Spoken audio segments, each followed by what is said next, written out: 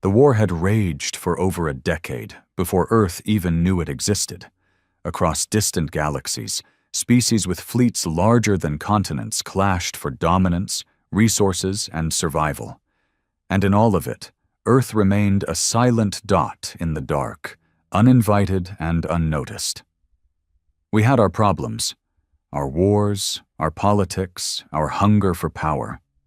But nothing compared to what was unfolding beyond the stars. Earth didn't have interstellar ships or wormhole beacons.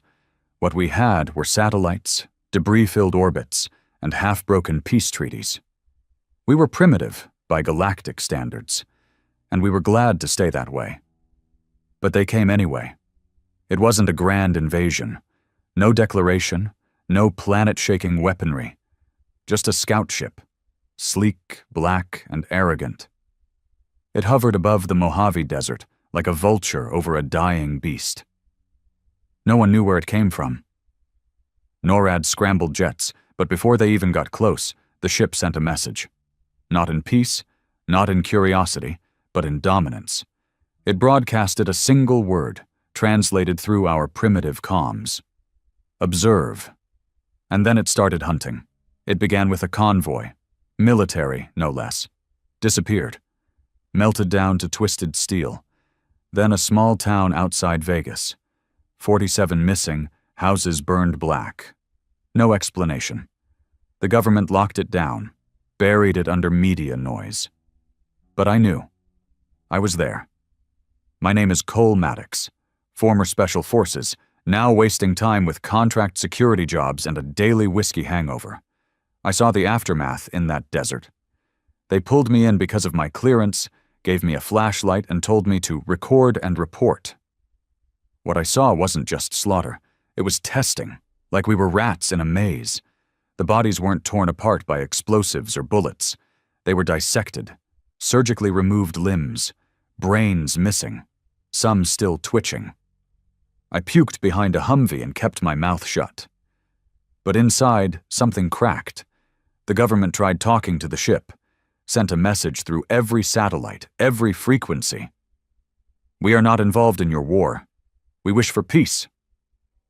The ship replied by vaporizing an entire Ranger battalion outside Barstow. That was the moment I realized. This wasn't about war. This was about ego, arrogance. We didn't kneel, so they kicked us. And Earth? Earth was still refusing to act.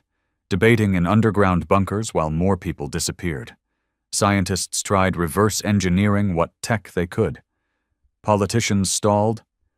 The president gave a vague speech about unexpected contact.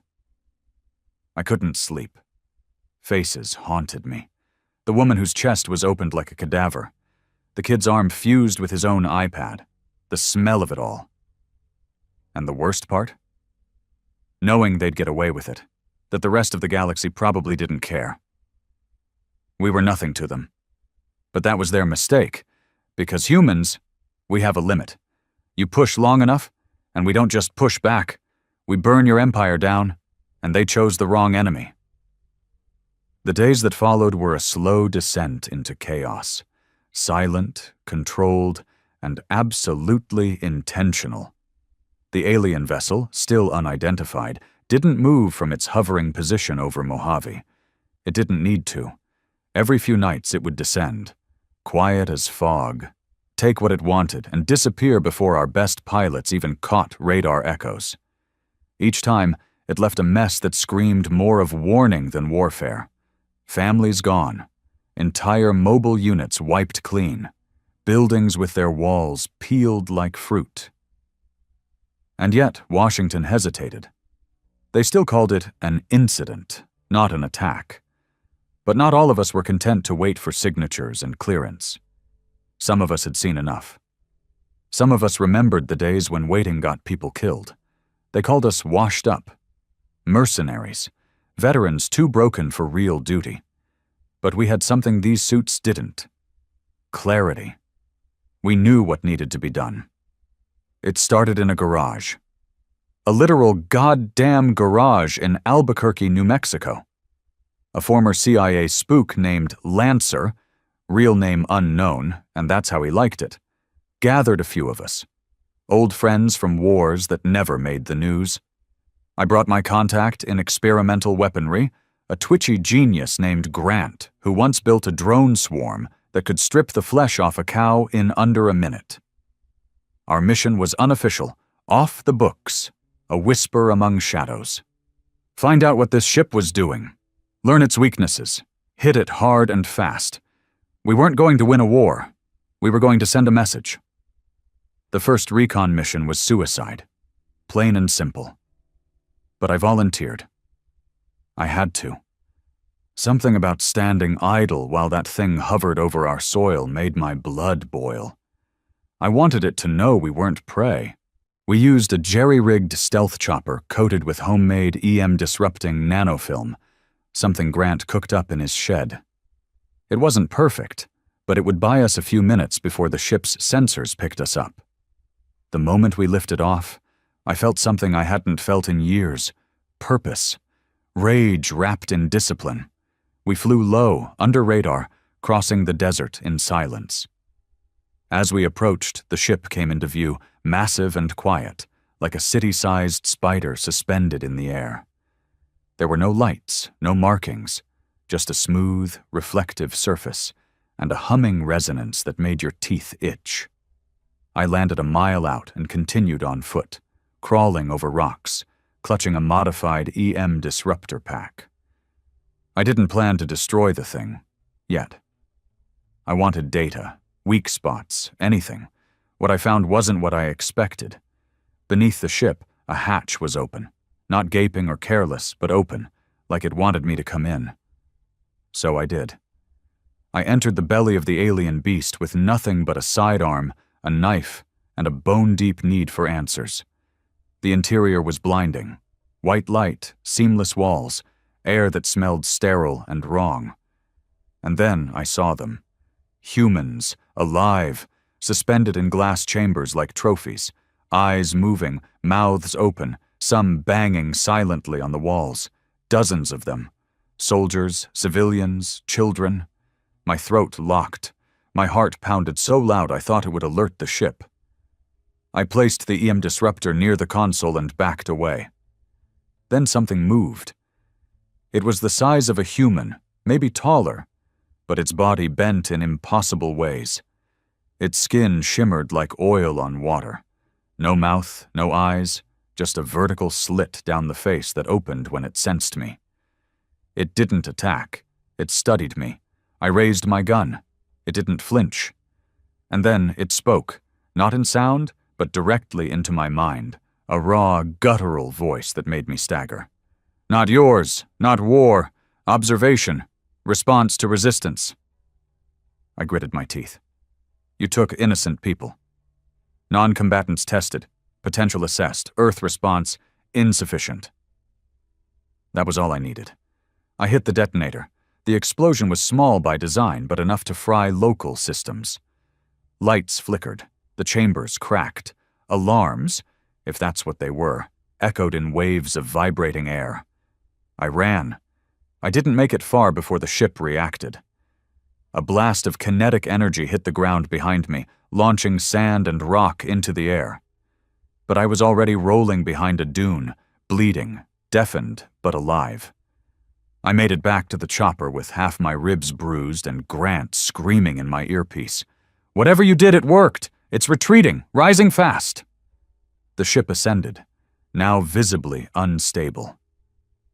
Something I triggered must have disrupted its systems. It didn't disappear into orbit. No, it limped. That was a win.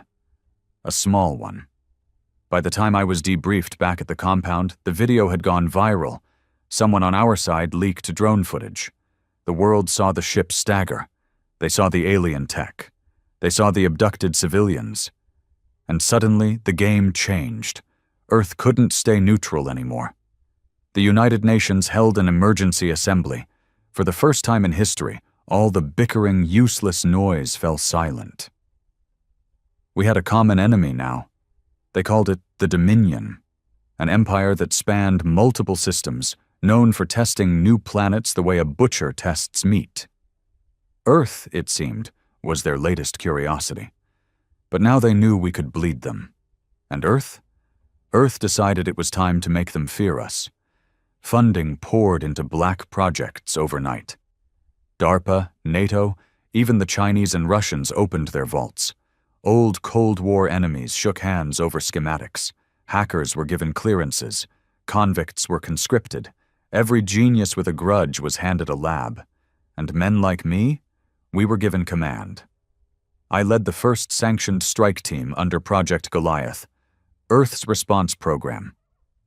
We weren't building space fleets, not yet. We were building weapons. Dirty, clever, human weapons. Viruses tailored to alien DNA. Pulse bombs tuned to frequencies we barely understood. Armor that used smart fabric to mimic invisibility. And while the world watched from behind their screens, my team prepared for the next encounter. Because the Dominion wasn't done. 1 month later, they returned. Not just a scout ship. 5 carriers. They didn't hover this time. They attacked openly. New York was the first hit. They didn't even need to destroy buildings. They targeted the grid, shut down everything. Then they released hunters, 4-legged metallic creatures that moved like nightmares. Streets turned red. But they didn't expect the counterstrike. We were waiting. My team used rooftop launchers to rain down sound-based disruptors. EMP traps buried in manholes fried their sensors. Civilians, armed by hastily formed militias, took to the streets. Chaos, yes, but controlled chaos. And for every one of us that fell, 5 of them dropped. Humanity has always been ugly in war. We cheat, we improvise, we survive.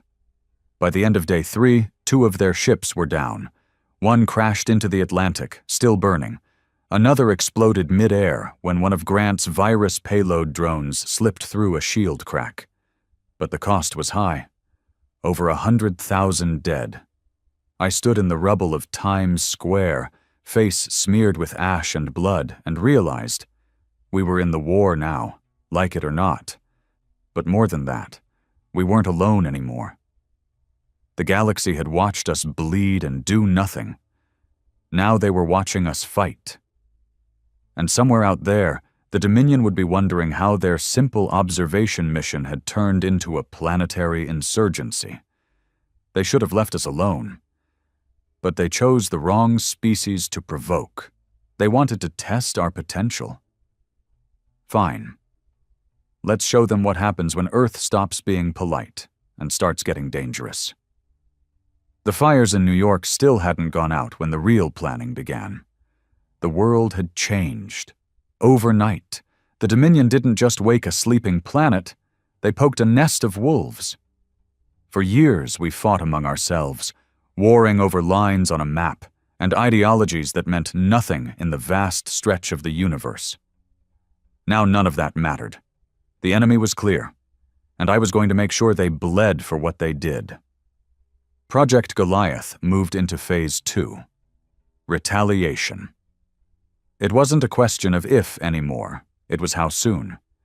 Earth's resources, once shackled by bureaucracy and political grandstanding, now flowed freely.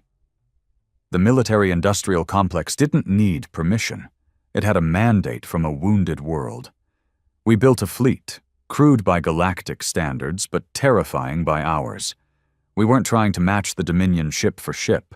We weren't interested in diplomacy or deterrence. Our ships didn't have creature comforts or advanced shield systems. They were steel coffins packed with weapons and rage. And I was handed command of the first interstellar assault team.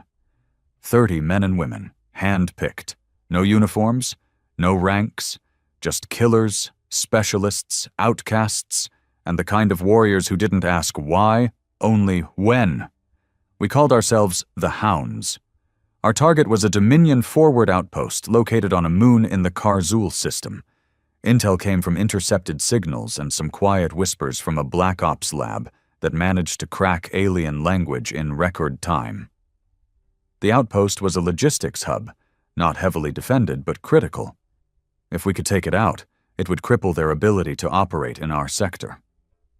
The trip there was short, 2 weeks through a makeshift wormhole corridor built using salvaged alien tech, and way too much risk.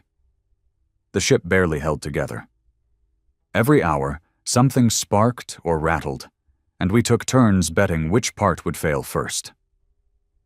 But we made it. The moon was a desolate rock, jagged, frozen, and howling with winds that didn't care about your armor. We didn't land. We dropped. High atmosphere insertion, old school, no shields, just heat-resistant pods and nerves of steel. The moment I hit ground, I felt it. That old thrill. Combat clarity. My pulse slowed. My thoughts sharpened.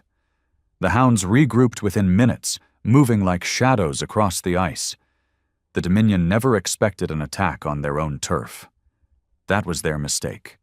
Their outpost was a towering monolith, black, sharp-edged, and humming with energy. Alien patrols moved with mechanical precision, their gait stiff and arrogant. We studied them for 12 hours. No rush. Every movement recorded, every pattern learned. Human patience, human instinct, something they hadn't calculated for. And then, at 0400 hours, we struck. Explosives set in the ventilation ports. Snipers took out the sentries with reverse-engineered railguns. My second-in-command, Briggs, a mountain of a man with eyes like a dead shark, breached the main entrance with a shaped charge that left a hole the size of a truck. Inside, it was chaos. Dominion forces scrambled, disoriented. Their response protocols were too slow. We were already in. Already killing. I moved like I was born for this. Clearing hallways, checking corners, watching my team work like clockwork. These weren't rookies. These were survivors. Every one of them had lost something back on Earth. We reached the core within 15 minutes. The heart of the outpost pulsed with alien energy, blue and violent. Grant, patched in via uplink, guided me through the sabotage sequence. "This is going to overload their entire power matrix," he said. "But once you hit it, you'll have 5 minutes, maybe less." That's all I needed. I set the charges. One by one, they blinked red, armed. Final. As we pulled back, one of the Dominion elites finally showed up. Taller, armored, different, smarter. It moved like a blade through the air and cut down 2 of my men before I could blink.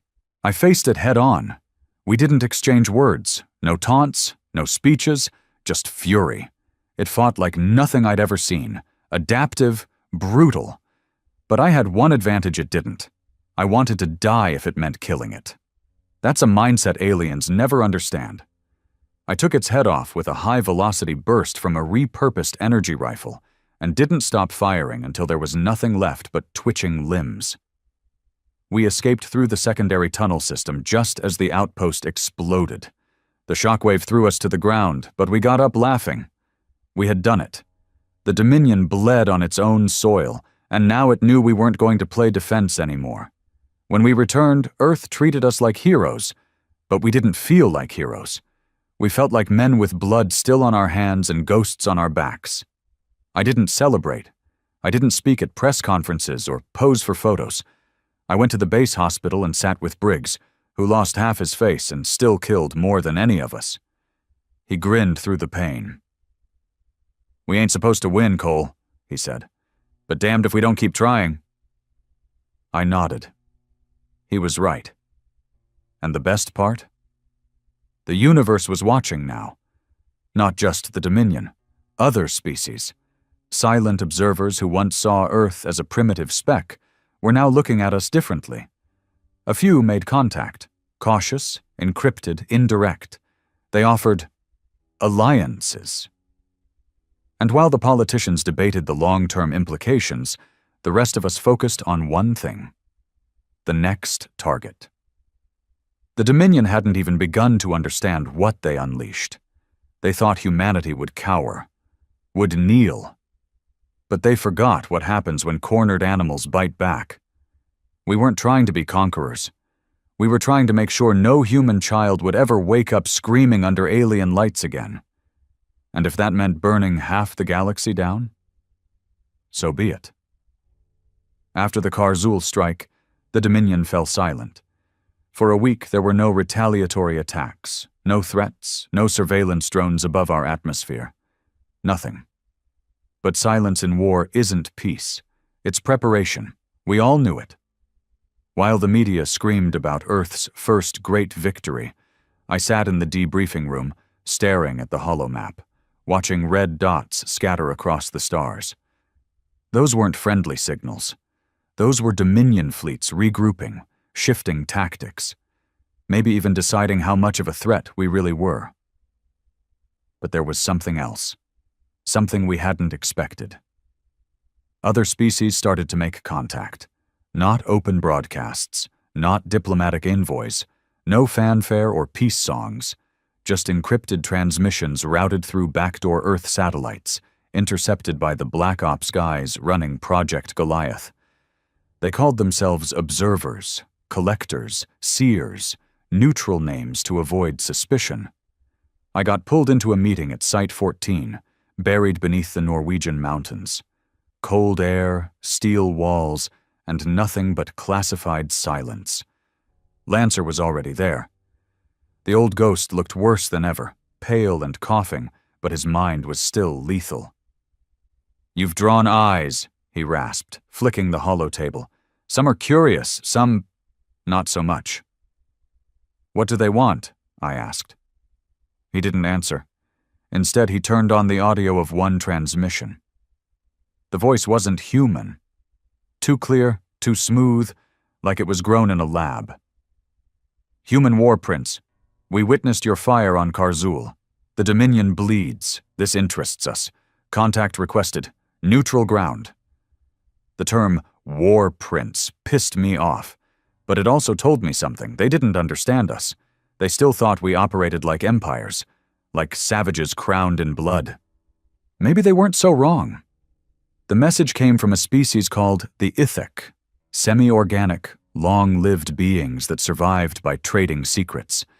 They were known to the Dominion, tolerated because they never took sides. They gathered data like a virus, watching civilizations rise and fall, and selling intel to the highest bidder. Now they were watching us. Lancer leaned forward, his voice dry as stone. "You're going. Alone." I laughed.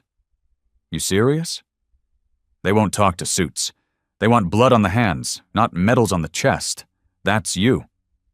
2 days later, I stood inside a transport pod so small I had to kneel. It launched through a narrow wormhole corridor to a moon called Zel-Oth, a dead place orbiting a dying sun.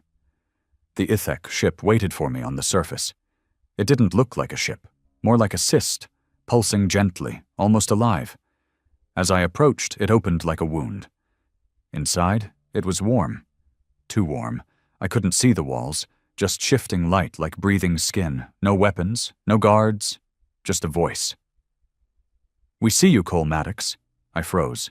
"Didn't tell you my name." "Names are data. Data is survival." An Ithek stepped from the shadows, if you could call them steps. It moved like ink in water, tall, sinewy, wrapped in semi-transparent fibers that glowed faintly. "We wish to offer an understanding," it said. I didn't trust them, but I listened. The Ithek told me what no one else dared. The Dominion was afraid, not of Earth's weapons, but of our mindset, our refusal to bend, our willingness to die just to make a point. "That is not strategy. That is infection," the Ithek said. "It spreads. Others see. Others begin to resist. You are dangerous." I didn't smile, but inside, I took that as the highest compliment. The Ithek offered intelligence, Dominion fleet locations, supply lines, weak systems, in exchange for protection. "From what?" I asked. The thing rippled. "The Dominion does not forgive embarrassment." So even their allies were on thin ice. Good. We returned to Earth with terabytes of data, most of it locked behind alien encryption so dense it fried 3 of our servers. But what we could read was gold. We now knew of 6 supply convoys moving through a trade ring called Velnar Drift, mostly unguarded, protected by auto turrets and cowardice. Lancer called me in again. "We're hitting them, hard. This is your next target." I didn't hesitate. I gathered the hounds, including the rookies who'd survived Karzul and had since earned their scars. Briggs, still recovering, insisted on coming along, metal plates now grafted into his face. "I'm uglier, sure," he said with a grin, "but I'm still meaner than hell." We launched within the week. This time our ship was better, faster, built from scrap Dominion tech and human ingenuity. We called it the Grave Dog, and it howled through space like it had something to prove. We hit the Velnar Drift at mid-cycle, when Dominion patrols were weakest. Their arrogance worked in our favor. They didn't think we'd come back so soon. They thought Earth would sit and analyze the last attack like good little primitives. They were wrong. We struck with fury, boarding, breaching, stealing. We didn't destroy the first convoy. We took it, turned the Dominion's own supplies into our tools. Then we booby-trapped the second and let it return home. When it detonated, it took out a defense platform. The third one we left intact, just stripped its engines and carved a message into its hull in a dozen languages. "You started this. Earth will finish it." The message went viral across galactic networks. And that's when things really changed. Rebel factions, once silent, began to stir. Planets the Dominion had ruled for generations started showing signs of unrest. Small at first, protests, sabotage, but growing. The fire was spreading. And Earth? We were becoming something else, something more than human, not evolved, not enlightened, just angry, and the galaxy was finally listening. We thought the worst threat was behind us. The Dominion had retreated, the galaxy was watching, and Earth finally had momentum. That's when the knife went into our back. It started small, comms delays, distorted intel from our allies in the Ithek network, unexplained reroutes of supply lines through dangerous sectors. At first, we blamed internal glitches, Dominion interference, or sheer logistical mess. But I knew better. You don't grow up watching men die in wars and not smell betrayal before it's declared. Lancer confirmed it 2 weeks later. The briefing room was colder than usual. The overhead lights flickered like they didn't want to show what was coming. He placed a cracked data pad in front of me, fingers trembling slightly. "You need to see this, Maddox." The transmission was grainy, but the faces were clear. Ithek diplomats sitting with Dominion envoys, not prisoners, not captives, partners. "Ithek sold us out," I said, staring at the screen like it might change. "After everything." "They played both sides from the start," Lancer growled. "Information traders don't bet, they diversify." They had given the Dominion Earth's expansion routes, tactical protocols, and even the locations of our hidden launch facilities, all for one promise: protection from the war humanity had unleashed. "They think we're the real danger now," I muttered. "Not the Dominion." "They're not wrong," Lancer said, "but they forgot one thing." I looked up. "What?" He smiled coldly. "We don't forgive." The decision came fast. No hearings, no negotiations. Earth Command, unified under a wartime council now, authorized the mission. Codename Ashfall. My hounds would strike the Ithek Nexus, their central data vault, not just to destroy it, to erase them, their memories, their secrets, their power. Gone. We didn't take prisoners. The Gravedog launched with 40 fighters and 3 support craft. We had new tech, cloaking rigs, kinetic shields, nanite grenades that could eat through a wall in under 2 minutes.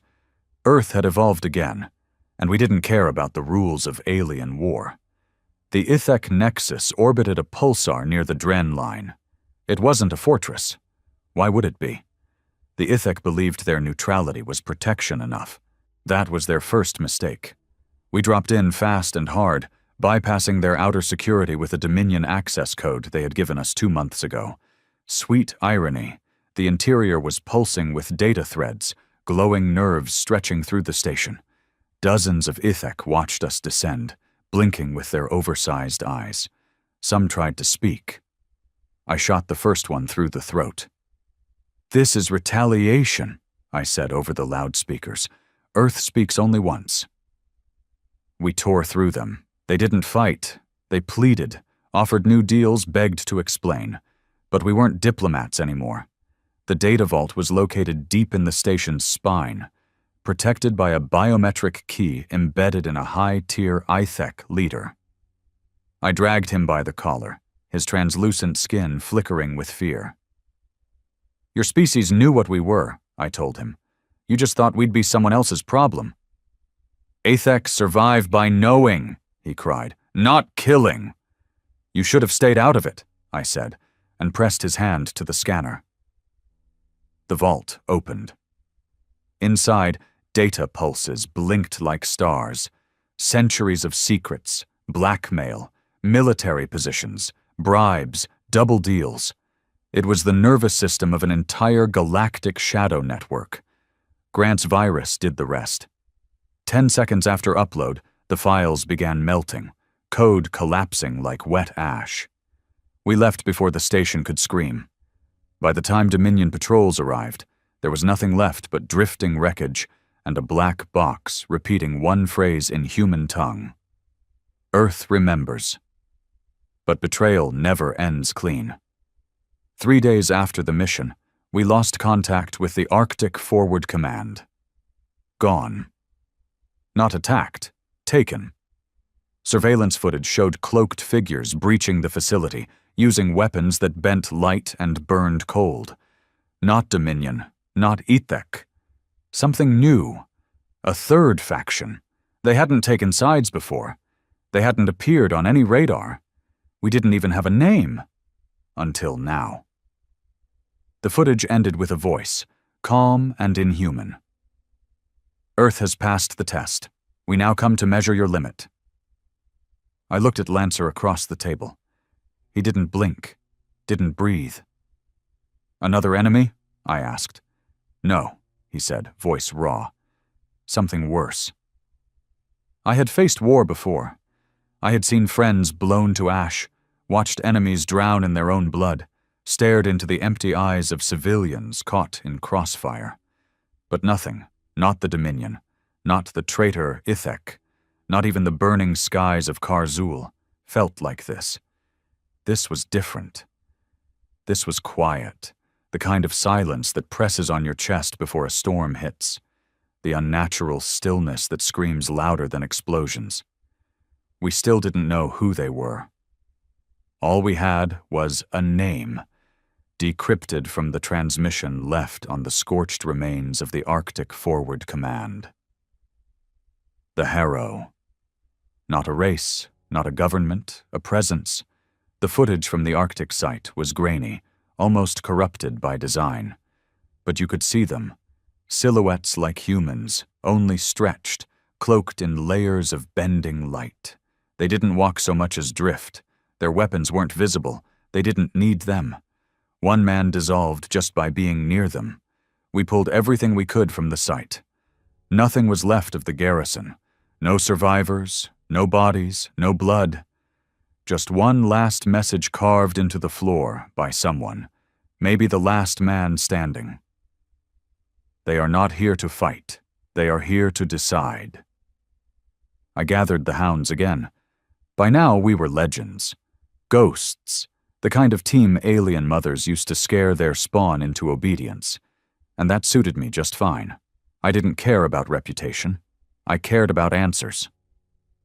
We traced the Harrow's origin to deep space probes that had picked up a subspace rupture beyond the edge of Dominion territory. A tear in the fabric of space that shouldn't have existed. No gravity, no radiation, just a void pulling at everything around it, like the galaxy itself had been punctured. Grant called it an anomaly. Lancer called it a goddamn omen.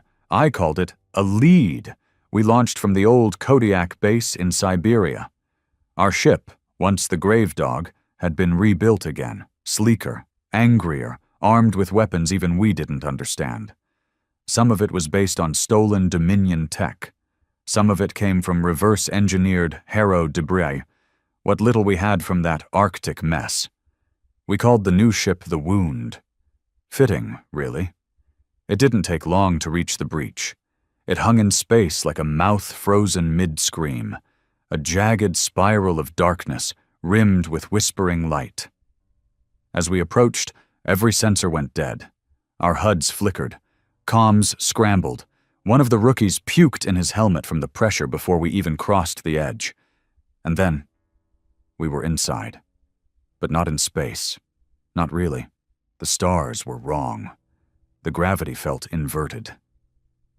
We floated through what looked like shattered glass, each shard reflecting different versions of our ship.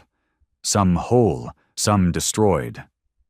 In one, I was floating dead inside the cockpit. In another, I was smiling, but with black eyes. "What the hell is this?" Briggs whispered beside me. "No clue," I muttered, "but keep your guns warm." The Harrow didn't greet us. They pulled us. Our ship was dragged slowly toward what looked like a station, except it wasn't built. It had grown. A hive of spiraling architecture constantly shifting, as if afraid to be understood. I felt my heart beat slow unnaturally. Not fear. Something worse. Something primal. We disembarked in silence. No gravity, no lights, just a presence. And then they spoke. Not with mouths, not with minds, but with memory. Each of us began to relive our worst moments. Briggs dropped to his knees, sobbing. I saw his daughter, the one he lost in the Nevada quarantine zone. She was crying, reaching for him, but every time he tried to touch her, she decayed. Turned to ash. Grant collapsed, clutching his ears. "They're inside, Cole! They're in my goddamn head!" I stood my ground. I had no kids, no wife, nothing left to haunt me but war. So that's what they gave me. I saw every mission I'd ever run, every life I ended, every innocent I didn't save. They made me feel it. Not just see it. Feel the terror, the pain, the betrayal. They wanted to see if I broke. But I didn't. I growled through the pain, through the guilt, and I shouted at whatever was watching. "You want to measure us? Fine. Then look. Look at everything we are, every mistake, every fight, every drop of blood. You think we're monsters? Good. So are you." Silence, and then form. A figure appeared. Not alien, not Harrow. A human. Me. But older. Eyes empty. Armor scorched. It walked up to me, slowly, and spoke in my voice. "We are not judging your strength. We are judging your right to exist." I stared it down. "Then judge this. We didn't ask for this war. You want morality tests? Go talk to the Dominion. We survive, we fight. That's who we are." The figure nodded. And then the truth came. The Harrow weren't a species. They were a fail-safe. An ancient race, long dead, had built them to observe rising civilizations, to determine who would ascend and who would be cleansed. We were next in line. They feared corruption, chaos, the echo of me said. They feared what they became. So they left us behind to do what they could not, end threats before they spread. "And what do you see in us?" I asked. "Uncertainty. They didn't want to destroy us, not yet. But they would, unless we proved we were something more than rage and retaliation. I didn't make a speech, I didn't cry, I told them the truth. We're not perfect, we're not peaceful, but we adapt. You've seen our wars, you've seen our pain, but look closer, we didn't crumble. We rose, every time. That's what makes us human, not the blood we spill, but the way we keep standing." They said nothing. The Harrow faded. We awoke on Earth orbit 3 hours later. No explanation, no warning. Just one message burned into the hull of the Wound. "Not yet." After we returned from the breach, the world looked different. The skies were the same. The cities were still battered from Dominion strikes, still half-powered and crawling with fear. But something had changed. Not out there, in the stars. Here, in us. The Harrow hadn't killed us. They hadn't even attacked. But somehow that was worse, because they'd seen everything. They'd peered into the pit of our species and decided we weren't worth ending. Not yet. And that kind of mercy? That kind of delay? It meant judgment was still coming. We just didn't know when. Lancer called a global summit 2 days later, not just military brass and politicians. Scientists, historians, psychologists, priests, engineers, even artists. Everyone who had shaped the human story. They all came to the underground complex in Iceland, seated around a cold metal table while screens lit up with star maps, data feeds, and that one word, pulsing in crimson. Harrow. They don't care about dominance, I told the room. They don't care about territory. They care about trajectory. One of the biologists nodded slowly. Like a virus, they scan for mutations, dangerous ones. Or potential ones, Grant added. If we're heading towards something that could destabilize the galaxy, they erase us, preemptively. The president, or what was left of him after surviving 3 assassination attempts and losing half a lung in the London strike, leaned forward. So how do we convince them we're not a threat? The answer didn't come from a general. It came from a quiet voice near the back, Dr. Eliza Rowan, a linguist who'd spent years decoding alien communication structures. She stood slowly, eyes locked on a stream of Harrow pattern data. We don't convince them, she said. We prove we're more than what they fear. We prove we can build. Build what? I asked. A future, one that isn't just fire and vengeance. The silence that followed was heavy, because she wasn't wrong. We'd won our victories with brutality, cunning, and sheer refusal to die. But that wasn't a future. That was survival. We needed to show them something more. Something that said, we belong here. Lancer laid it out in cold terms. We have 3 months, maybe less. Then the Harrow will decide. How do you know? Someone asked. He tapped a screen. On it, images of the moon, our moon, lit up. New craters, not from meteors, from landing gear.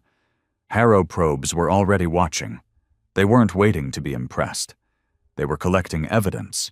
The initiative was named Project Beacon. It wasn't a weapon. For once, Earth wasn't building a death machine. This was something else entirely. A city. But not just any city.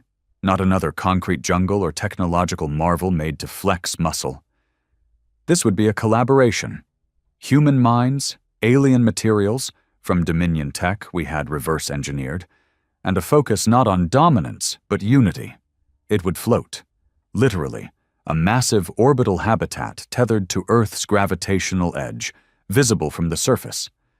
A beacon in the sky, sending a message. We aren't just destroyers. We create, too. The world came together for it in a way that shocked even me.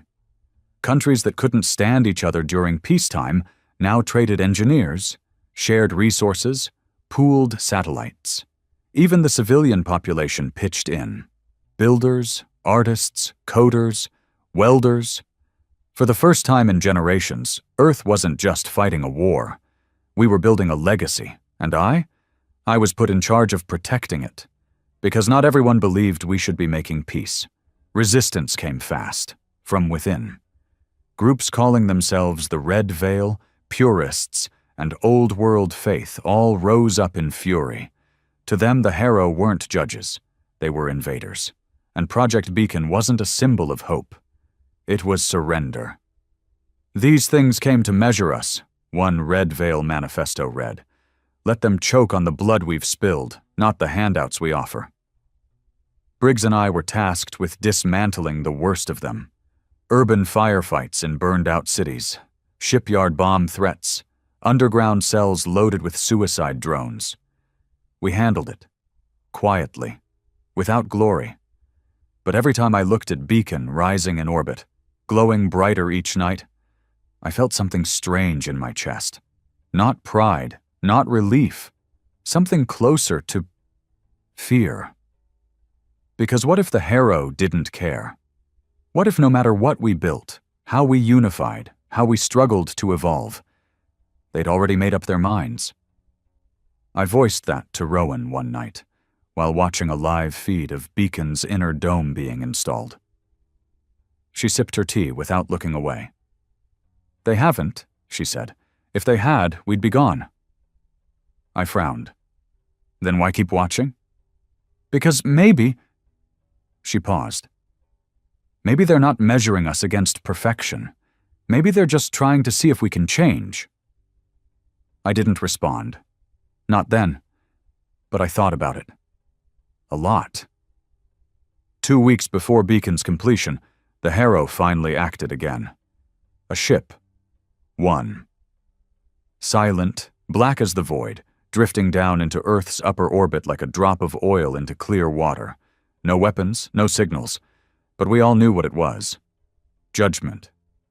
I was called in. Lancer was already waiting on the platform near Beacon's lower hull. He didn't look nervous. He looked ready. "They're here," he said.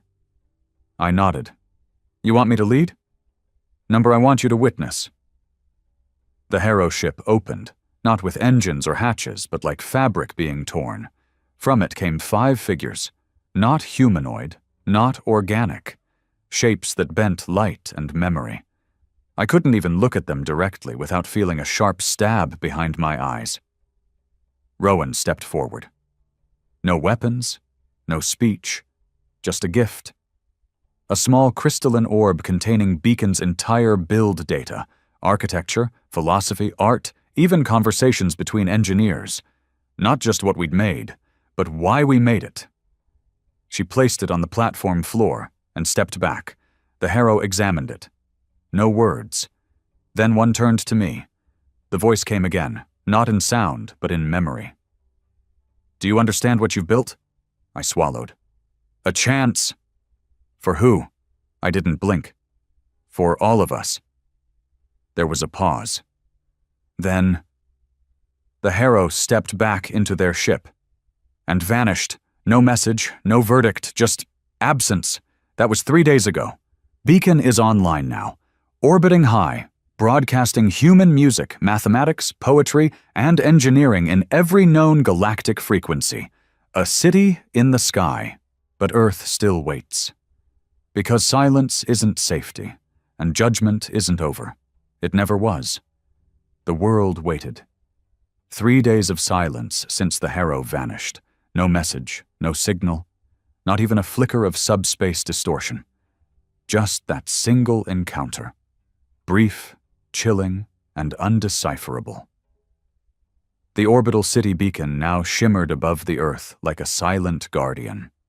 It pulsed with light every dusk and dawn, streaming encoded human knowledge and culture out into the galaxy. It was beautiful, breathtaking even. But beneath its glow, fear simmered. What if it hadn't been enough? I stood in the operations tower, staring out at the curve of the Earth. Below, humanity moved as it always had, arguing, building, dreaming, hating, surviving, all of it packed into that fragile blue marble hanging in an infinite void. Briggs leaned against the wall behind me. His voice was rough, tired. No one slept since they left. "Can you blame them?" I muttered. "We've done all we can," he said. "We built, we changed. Hell, even the UN shut up and cooperated for once. If they wipe us out now, maybe we never had a chance." I looked at him. "What if that was the point?" He frowned. "What? What if the test wasn't pass or fail? What if they just wanted to see if we tried?" Before he could answer, an alarm pulsed through the tower, low, deep, rhythmic. But it wasn't hostile. It was summoning. A Harrow ship had returned.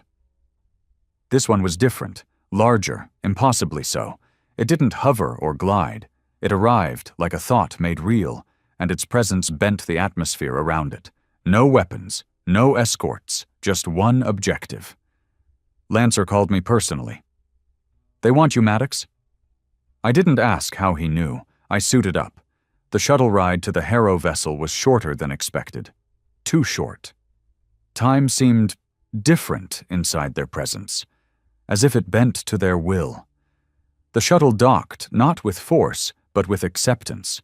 The hull merged into the ship like it had always been a part of it. Inside, I walked through a corridor of light. It had no walls, just memory. I saw flashes of my life, combat, laughter, rage, regret, the little boy I used to be, the killer I'd become. Then, the path ended in a chamber, and they were waiting. 5 of them again, formless, towering, whispering not in sound but in the weight of meaning. "You have built." The words filled the space around me. "You have bled." "You have changed." I stood tall. "And?" A pause. "This is not judgment. This is inheritance." I blinked. "What?" They stepped aside, revealing an image suspended in a column of living light. A planet, not Earth, but familiar.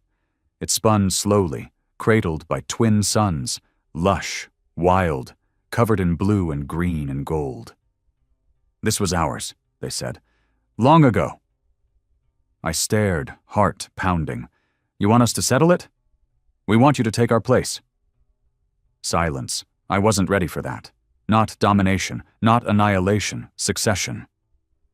"You built the Harrow," I said slowly, "to decide who would come next." "We failed to balance fire with creation," they answered. "We burned too brightly. So we left ourselves behind, as judges, as reminders. And if we had failed, you would have been erased, rewritten, made useful." I swallowed hard. "But we didn't." "No." They moved, revealing a second image. Beacon, shining, cracked in places, still building, still transmitting. Imperfect, but striving. That was it. That's what they wanted. Not perfection. Effort, the will to rise from blood and wreckage and try again, even when the odds were against us, especially then. "You think we can handle this?" I asked, nodding at the alien planet. "What makes you so sure?" Their answer was cold and honest. "We are not." A pause. "That is the final test." I didn't know what to say, and maybe that was the point.